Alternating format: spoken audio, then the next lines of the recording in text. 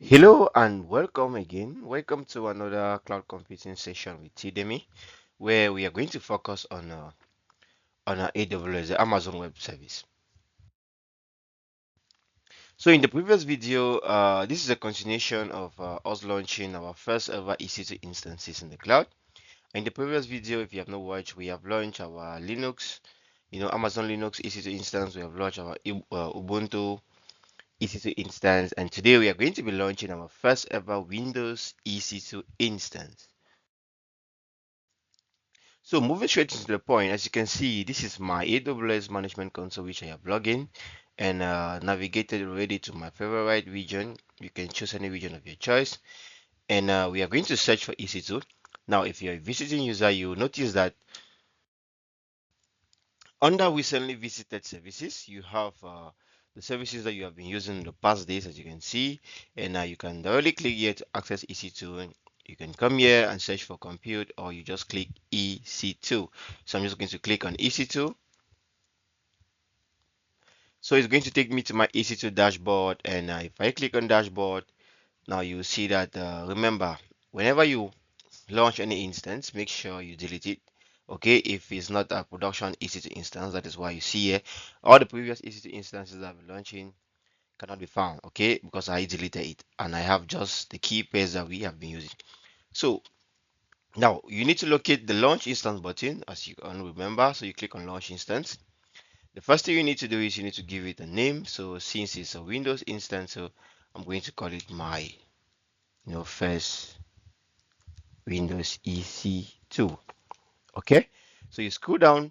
Instead of Amazon Linux or Ubuntu, we are going to go with Windows, Microsoft, as you can see here. Then the AMI, as I said, stick to the free tier. Okay, I'm just going to use the free tier. For the instance type, for our Windows EC2 instance, I'm still going to stick with T3 Micro, which is the free tier. Unless you want to set it in production, then you're going to go with the required or the necessary instance type. Now for key pair, remember I said PPK. So for key pair, we need to create a new key pair if you don't have a PEM key pair, but I have one. But for me to explain more, remember I said for key pair, PPK is strictly used when you want to access your EC2 instances, most especially the Linux, through PuTTY. Okay, only PuTTY. Now, .pem is for OpenSSH, which works for all computers, all system, be it Windows, and the rest. Now, since we are going to be using something known as the RDP, the Remote Desktop Protocol, PPK is not going to work. Okay, so we are going to need a .pem. You will need a .pem key pair. So I can call this, okay, my Windows key pair. That is the name I want to give it to. I put the region US East 1.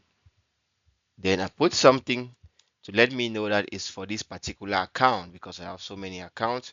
Come down the keypad type is RSA. I'm going with .pem and I'm going to create. But you should also remember that if you create a .pem file, whenever I want to use it on Windows, on Linux EC2 instances, you can convert it from .pem to the PPK, which I'm going to show you. So under network settings, we are going to choose our network settings, the VPC that we created. If you have not If you don't have a VPC, you can go and watch my previous videos on where we created our first ever VPC and some basic components. So we're going to go with the public, okay, subnet, because we want to remotely access it over the internet. Once I select public IP will be enabled, okay, because it has been configured to do so by default or by me. If you don't see enable here, make sure you select enable, okay, because if you don't select enable, you're not going to have access or it's not going to have a public IP. Now for security group, remember we created a security group for our public EC2 instances. That is it. On the default storage is 30 gig as compared to the 8 gig given to you when you are launching Linux or Ubuntu. For Windows, it is 30. For now, I think that is what we need, just this basics. Okay, we're not going to go further than this. If your settings, you click on launch instance. So we're going to give it some time for it to launch. Okay, it has been launched successfully, but it's not ready. So if I click on view all instances, if you remember when you launch your instance, the instance state goes to running, but the status check will need to leave from initializing to 2 or 3 check. So we need to wait for this process to finish before we actually try to access our EC2 instance. Okay, so as you can see, our status check has left from initializing to 3 and 3 check, which is what we are looking for. And if you verify, this is a public IP, the private IP, the instance is running, not IP version 6. Okay, and some other metadata. So for you to connect to your Windows EC2 instance, EC2 instances on the AWS management console has some familiarity when it comes to connection. If you notice, when you select your EC2 instance for both Linux and Windows and you click on connect, okay, you're going to notice that you can use session manager for Windows and Linux, but you need an extra configuration which you're going to do in future. Linux has SSH, okay, while Windows has RDP. Both of them have the EC2 serial console, which is something physical, which you don't need for now. But in our case, we are going to be using the RGP. Okay. Now, for you to use the RGP, first select your instance, click on connect. It will take you to this page. Select RGP. The default username is administrator. Okay, that is it for Windows, and the various username for the different languages. So we're going to go with the English administrator. So first, you need to download this remote desktop file, which will save you some time to connect than using your RODP on your PC. So I'm going to download this. Now, when you download this, it's going to come with some of its configurations already, like the username and the attached public IP. So now we need to get the password. Okay, so we click on get password. We are going to upload that key pair that we created and downloaded. So I'm going to click on upload private key because the public is in the cloud. This is the PEM key. You need to know the name, okay? And you see here, it's in a funny version, it's in a funny format. Okay, we call it the so we call it the cipher. Okay, this is a cipher format. You cannot understand it, okay? So now we need to decrypt it for you to go back to the plain text. So we click on decrypt, and this is our password. So I'm going to copy this. So I go back to the PC. I need to locate that RDP file that we downloaded. So I know exactly where it is. So I'm going to open my PC, and here is it from the name. No, so let me just look. Okay, here is it from the name. I know already. Okay, here is it. So I'm going to double click on it. So it's going to prompt on this. You click connect. Now, if you don't see this, you need to go back and verify if your networking is good.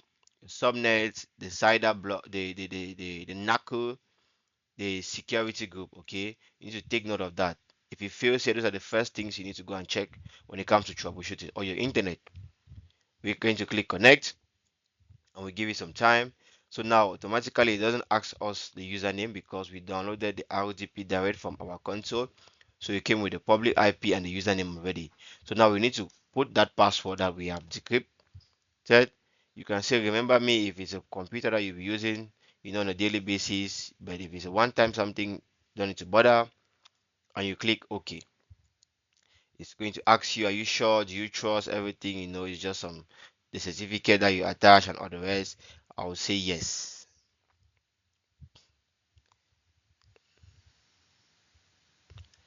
And that is our Windows EC2 instance. So Windows is an operating system that is heavy. So normally it takes more time than the Linux and the Ubuntu for it to get connected. And you should also know that it is a Windows server. Okay, it's not a end user Windows like the Windows 10 or Windows 11. The Windows you see here is a Windows server, which you can now start configuring, let's say Active Directory and other Windows server features and application. So let's just give you some time for it to load successfully to the Windows.